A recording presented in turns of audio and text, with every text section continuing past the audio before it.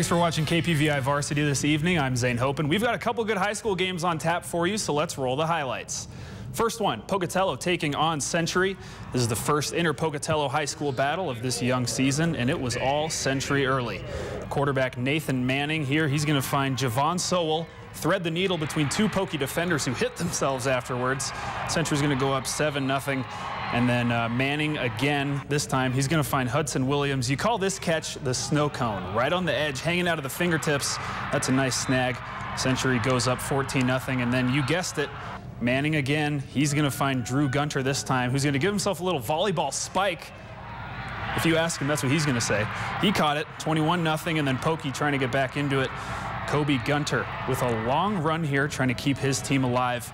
And actually, if you see at the end of the play here, he runs into our cameraman in training, Justin, almost, but he still gets the touchdown. It's 28-7 here, and after a Century fumble, Pokey's going to try a Hail Mary at the half. They're not going to get it. Century goes on to win 42-16. And now our second game, Blackfoot hosting Thunder Ridge. Blackfoot went into halftime with a 38-0 lead. So now let's see how the Titans respond. Quarterback Craig Young for Blackfoot finds Cameron Laws. He's going to run a long one in for the touchdown. That's going to make it 45-0 Blackfoot. And unfortunately for Thunder Ridge and the Titans, the punishment did not stop there. They're trying to get something going. This pass goes off two Blackfoot defenders, and it's eventually caught by Cooper Clark to set his team up in good position. And now, are you guys ready for this? This might be the best name in high school football. Running back Dragon Robinson. He's going to give his team a physical run here to set up the next play, which will be another score for Cameron Laws on the handoff this time to make it 52-0. And that would be the final score from Blackfoot. And here's some other scores from around the region. The Highland Rams traveled to South Central Idaho to take on Twin Falls. And while it was competitive early on, the Rams ran away with a final score of 31-14.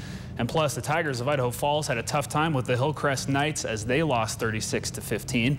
And the Bonneville Bees able to score late to avoid the shutout, but they fall to Rigby 35-8.